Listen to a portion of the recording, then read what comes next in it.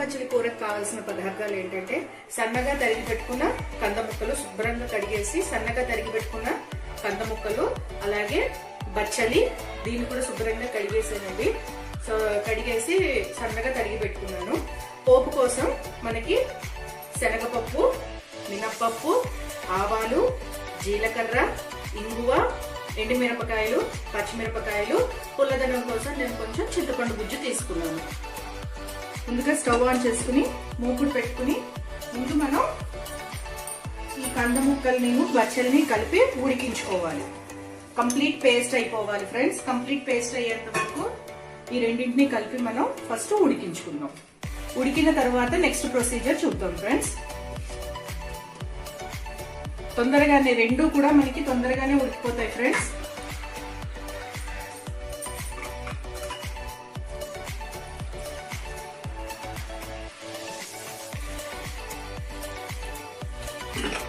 So ఇవి రెండు మనం కొంచెం సేపు మగ్గించుకుందాం. మొత్తం కందాము బచ్చలి రెండు కూడా మనకి మగ్గిపోవాలి ఫ్రెండ్స్. కంద ముక్క కంప్లీట్ గా పేస్ట్ అయిపోయేలాగా మనం దీన్ని ఉడికించుకుందాం. మూత పెట్టేసి ఉడికించుకుందాం. సో ఇది ఉడికిన తర్వాత మనం నెక్స్ట్ ప్రొసీజర్ ఏంటో చూద్దాం ఫ్రెండ్స్. సో మన కూర ఎంతవరకు మగ్గిందో చూద్దాం ఫ్రెండ్స్. చూసారు కదా ఫ్రెండ్స్, కంప్లీట్ గా మనకి కూర మగ్గిపోయింది. ఆకును అలాగే కంద కూడా పూర్తిగా మగ్గిపోయింది. ఇక్కడ మొత్తం కంప్లీట్ పేస్ట్ అయిపోయింది కదా ఫ్రెండ్స్. ఇది ఇప్పుడు మనం కొంచెం సేపు పక్కన పెట్టుకుని నెక్స్ట్ ప్రొసీజర్ లోకి వెళ్దాం. సో ఒక మూకుడు తీసుకుని మూకుడులో కొంచెం నూనె వేసుకుని కావాల్సినంత నూనె వేసుకుని మనకి ఎంత సరిపోతుందో కూరకి అంత నూనె వేసుకుని నూనె వేడెక్కిన తర్వాత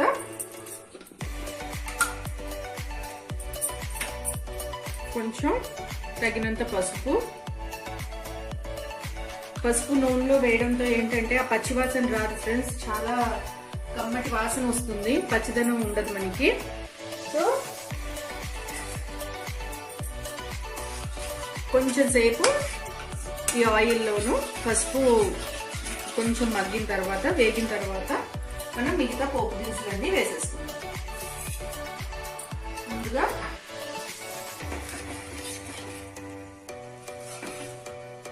ముందుగా మినప్పప్పు, అలాగే శనగపప్పు, అలాగే ఎండుమిరపకాయలు, పచ్చిమిరపకాయలు,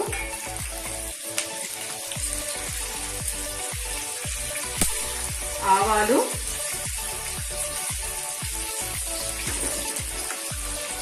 జీలకర్ర, మళ్ళీ ఇంగువ. సో ఇవన్నీ కలిపి మనం వేయించేసుకోవాలి ఫ్రెండ్స్. అన్ని కూడా ఎట్ ఏ టైం వేయించుకోవచ్చు, ఏది కూడా విడివిడిగా వేయక్కర్లేదు, అన్ని కలిపి వేయించుకోవాలి. ఇందులో కొంచెం ఇంగువ ఎక్కువ పడుతుంది ఫ్రెండ్స్.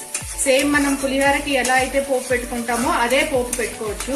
కరివేపాకు కూడా వేసుకోవచ్చు ఫ్రెండ్స్. నా దగ్గర లేదు, నేను అందుకనే వేయట్లేదు. కరివేపాకు కూడా వేసుకోండి. సో పోపు వేగిన తర్వాత మనం ఇందాక మగ్గించి పెట్టుకున్నాం కదా కందా పచ్చలి, అది కలిపి ఇందులో వేసేసి ఒకసారి అటు ఇటు కలిపేసుకున్నాక మనం చింతపండు గుజ్జు కూడా తీసుకున్నాం కదా, అది కూడా దీంట్లో వేసేసి మొత్తం సాల్ట్ వేసేస్తే మన కూర రెడీ అయిపోతుంది. సో కొంచెం సేపు ఈ పోపు వేగేంత వరకు మనం వెయిట్ చేద్దాం. సో చూసారు కదా ఫ్రెండ్స్, మన పోపు వేగిపోయింది.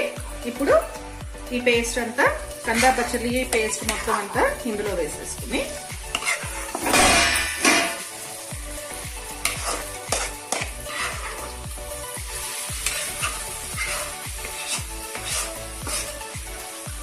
మనం కలిపేసుకుందాం.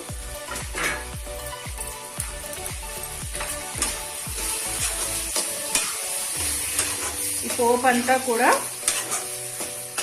ఈ మిశ్రమానికి పట్టాలి ఫ్రెండ్స్.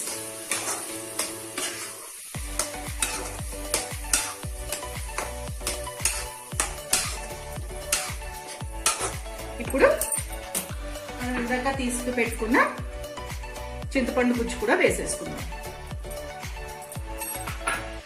వేసేసుకుని అందులోనే మనకి కూరకి సరిపోయేంత సాల్ట్ కూడా వేసేసుకుందాం.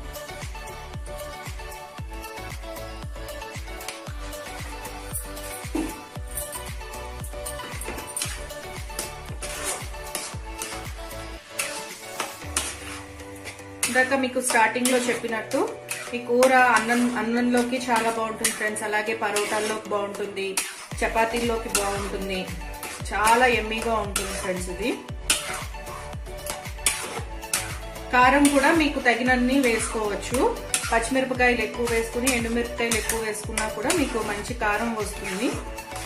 మీరు ఎంత తింటారో దాన్ని బట్టి మీరు వేసుకోండి.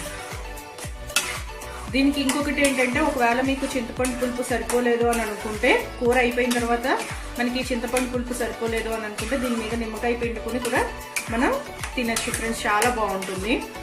దీన్ని పెసరపప్పుతో, కమ్మటి పప్పుతో, పెసరపప్పు కానీ కందిపప్పు కానీ దాంతో తింటే చాలా టేస్టీగా ఉంటుంది.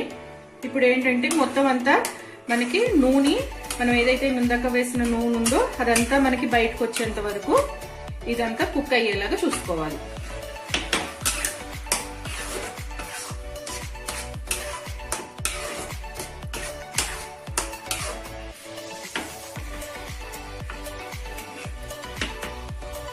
కొంచెం సేపు దీన్ని మూత పెట్టి మనం కుక్ చేస్తున్నాం. చూద్దామా ఫ్రెండ్స్ మన కూర ఎంతవరకు అయిందో. వావ్, కంప్లీట్ గా రెడీ అయిపోయింది ఫ్రెండ్స్. చూసారు కదా, ఆయిల్ అంతా కూడా మనకి బయటకు వచ్చేసింది. ఒకసారి అటు ఇటు కలుపుకుని మంచి వాసన వస్తుంది ఫ్రెండ్స్. ఇప్పుడు దీన్ని మనం డిష్ అవుట్ చేసేసుకుందాం.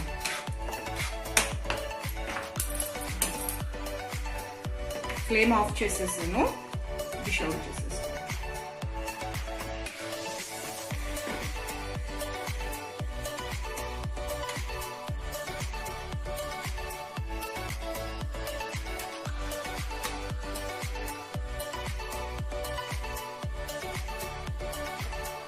సో చూసారు కదా ఫ్రెండ్స్, మన కందా బచ్చలి కూర రెడీ అయిపోయింది.